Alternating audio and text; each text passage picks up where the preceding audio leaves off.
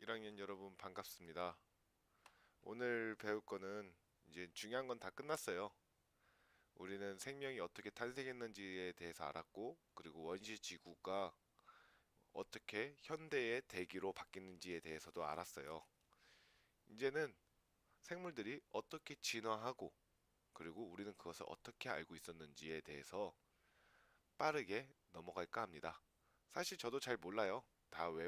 다 이제 알아가는 거고, 과학자들도 발견해 놓고 기록한 것 뿐이에요. 하지만 우리는 추측을 통해서 어떻게 생물들이 현대까지 올 수 있었는지 한번 볼까 합니다. 그래서 제목은 뭐죠? 네, 땅 위로 올라온 생물들이죠. 땅 위로 올라온 생물들에서 중요한 내용을 보자면 사실 모두 다 뭐가 중요한지 사실 잘 모르지만 중요한 내용을 한번 보도록 합시다. 중요한 내용을 보면 어떤 것들이 있었나요? 음, 여기 교과서에서 나오는 대로 지금 어떤 것들이 있냐면 자, 땅 위로 올라오는 생물들 당연히 제목은 중요하겠죠. 그리고 목적이 중요합니다. 여기서 중요한 단어는 어떤 거냐? 광합성이네요. 광합성을 하는 생명의 출현으로 지구 대기에 산소가 등장하였고 산소가 등장했다고 했죠. 그래서 땅에 물속에 있던 생물들이 위로 올라올 수 있었다고 돼 있었습니다. 이제 처음에 올라왔을 때 어떨까요? 물의 속에서는 여러분 몸이 가볍다고 느끼죠. 그 이유는 바로 이 부력 때문인데 이 부력이 물 속에서는 있었지만 물 밖에서는 없었어요. 중력은 어디서나 있었고. 그래서 이 중력에 대응하기 위해서 몸을 지탱할 필요가 있었습니다. 그래서 육지로 올라온 식물들은 처음에는 괜히 높은 데로 가봤자 힘들죠. 높이 자랄 수가 없었어요.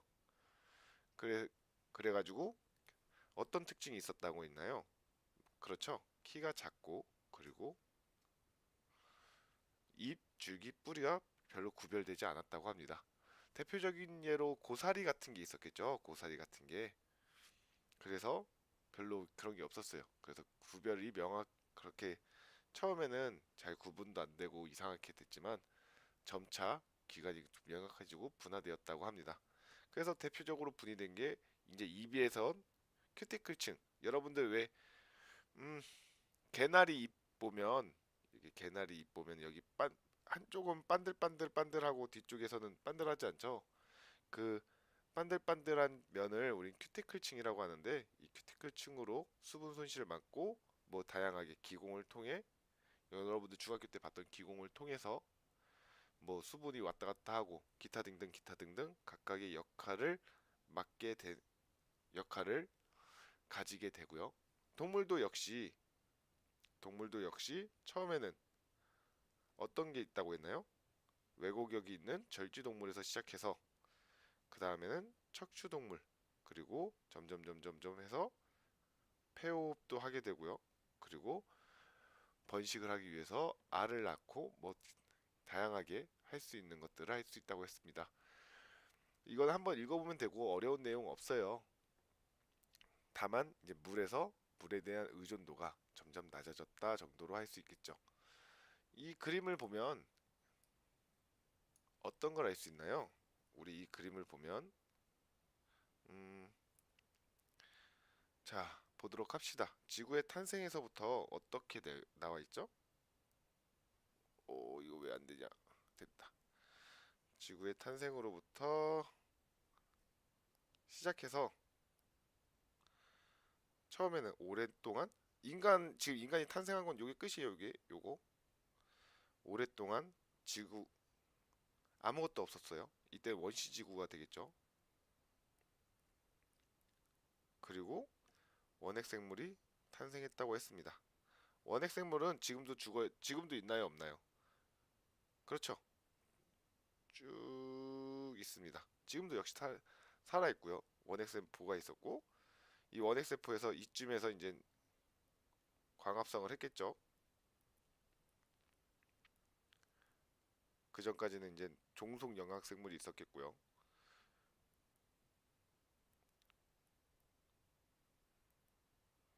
영양, 영양, 양. 그리고 그 다음에 이제 이 광합성에 의해서 산소가 생겼죠. 언제 처음 등장했는지가 여러분들이 볼 필요가 있겠네요. 그래서 광합성은 이쯤에서는 이 광합성을 할 수 있는 독립 영양생물이 생기고 산소의 농도가 많아졌다가 되겠죠. 그래서 굳이 광합성은 독립 영양생물이 탄생한 곳은 어디냐라고 본다면 바로 이 부분이 될 겁니다. 그 다음부터는 이제 대기에 산소가 많아지고요. 그 다음에 단세포 진핵생물, 이때부터는 이제 미토콘드리아가 발견이 되겠죠. 그죠? 미토콘드리아 또는 엽록체가 발견이 될 거예요. 그 다음에는 다세포, 우리가 알고 있는 지금 막 올라오기 시작한 식물 같은 게 보였을 테고요. 그 다음에는 육상식물은 여기네요. 여기서는 그냥 바닷속의 생물이겠네요. 바닷속에 생물이 있었을 테고, 그 다음에는 동물, 이 바닷속에 있는 생물을 잡아먹는 동물이 나왔을 테고, 육상식물이 출현했을 테고, 등등등등이 왔을 거예요. 그래서 여러분들은 이 그림을 볼 때는 뭐가 중요하냐? 처음에 등장하는 시기를 유심히 보면 될 것 같습니다. 자, 다음으로 넘어가서 전반적인 그림이 나오네요. 이 탐구하기 그림은 어떤 건가요? 점점 물에서부터 멀어지고, 그리고 이 식물과 동물이 있는 것을 볼 수 있습니다. 처음에는 물속에 있던 것이 잎, 줄기, 뿌리가 명확하지 않은 고사리 같은 이끼 같은 것들이 있었다가 그 다음에 큰 나무가 되죠. 이것도 처음엔 물속에만 있다가 그 다음에 물과 육지를 왔다 갔다 하는 개구리나 두꺼비 같은 양서류가 됐다가 파충류가 됐다가 그렇게 가는 것입니다. 자, 이렇게 해서 생명이 이제 탄생하기 시작해요. 이것을 어떻게 확인할 수 있었냐? 바로 화석입니다. 화석은 이제 땅속에서 캐냈겠죠. 이 화석으로 알 수 있는 건 뭘까요? 이 탐구하기를 보면 삼엽충이 나오는데 삼엽충의 특징 같은 게 많이 나오죠. 삼엽충은 우리 현생에도 똑같은 게 있어요. 비슷하게 생긴 게 있는데 투구개래요. 두 개가 비슷하게 생겼는데 얘도 바다에 살고 얘도 바다에 살죠. 근데 얘가 어디서 발견됐냐면 우리나라 육지 같은 데서 발견이 됩니다. 그 말은 뭐냐? 과거에는 우리나라가 바닷속에 있었다. 그런 식으로 추론할 수 있겠죠. 그래서 화석을 어떻게 이름을 줬나요? 땅속에서 캐낸 과거라고 했죠. 우리는 이 화석을 통해서 여기가 바닷속이었는지 아니면 육지였는지 알아낼 수 있습니다. 그런 것을 그리고 언제 화석이 됐는지 여러분들은 찾을 수 있겠죠. 예를 들어 어떻게 보시 이 부분은 좀 볼 필요가 있네요. 예를 들어서 지금 이 부분에서는 어떤 것이 나오냐면 지금 보고 있어요. 그리고 표준 화석이라는 게 있죠. 그리고 시상 화석이라는 게 있습니다. 이것은 이 표준 화석이란 뭐냐면 여러분들 화석 쌓일 때 어떻게 됐나요? 예를 들어 음, 공룡이 있어요. 공룡은 언제만 있었죠? 그렇죠. 주라기하고 신생대 뭐 그런 식으로 있겠죠. 주라기라고 합시다. 자, 어쨌든 이렇게 막 쌓였어요. 아래서부터 쌓였겠죠. 근데 공룡이 2층에서 발견이 된 거예요. 계속 쌓였다가. 그러면 2층의 생성 시기는 무엇이었을까요? 이때 공룡이 밝혀졌기 때문에 이때는 주라기다 라는 것을 알 수 있었겠죠. 그 말은 뭐냐? 표준화석이란 그 생물이 쌓였던 시기를 추정할 수 있다는 거예요. 생명이 쌓인 생성 시대를 알려주는 것을 우리는 표준화석이라고 하고요. 시상화석은 뭐냐? 여기에 막 나무 같은 게 있었어요. 나무는 이때도 있었고 이때도 있었고 이때도 있었고 그렇겠죠? 이때도 있었고 그리고 여기에는 조개가 있었어요. 조개. 그리고 이때는 나무. 조개나 나무는 어느 시대나 있었겠지만 조개가 있었다는 건 뭐예요?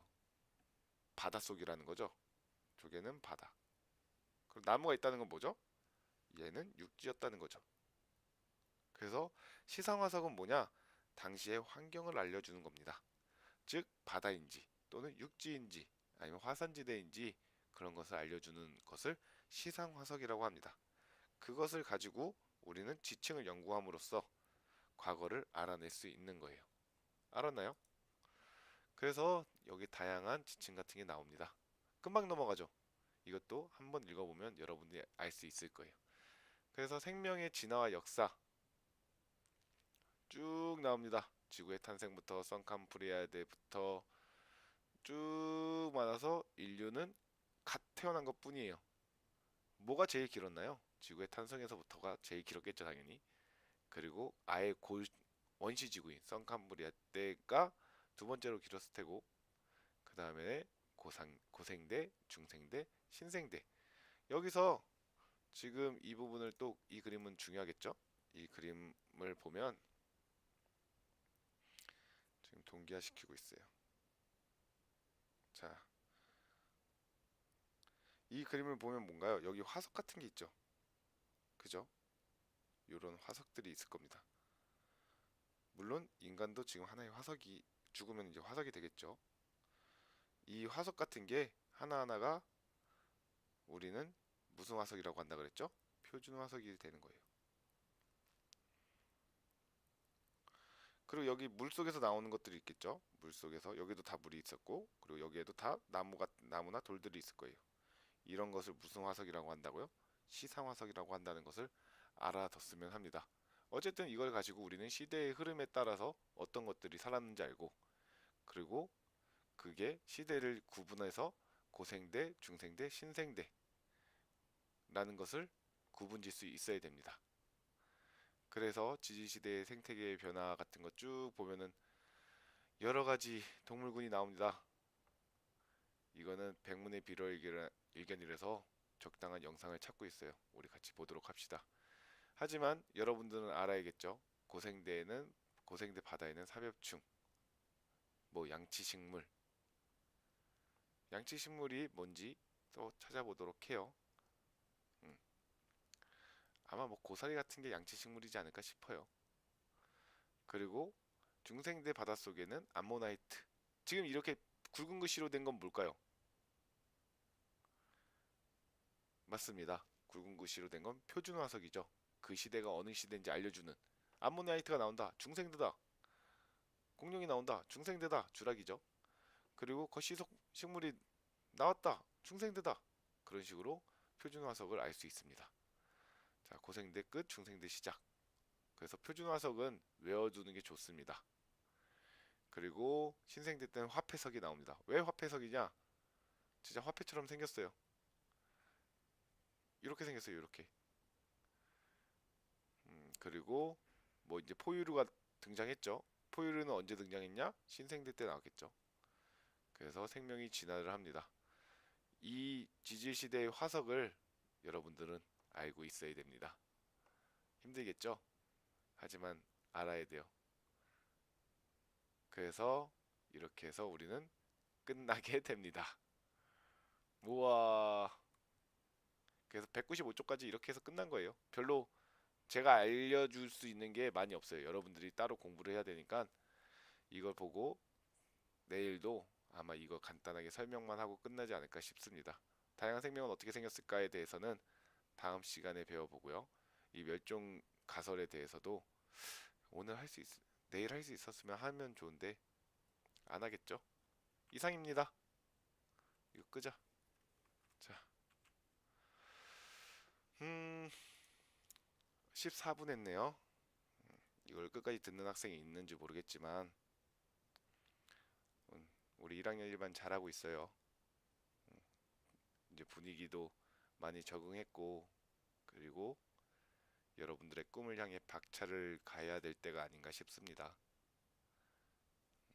잘 자고요. 그리고 내일 웃는 얼굴로 밝은 모습으로 봤으면 좋겠네요. 여러분들 수업에서는 일부러 BGM을 안 깔았어요. 사실 아직 여러분이 어색하기도 해요. 내일 봅시다. 내일은 어색하지 않는 모습으로 보기를. 잘 자요.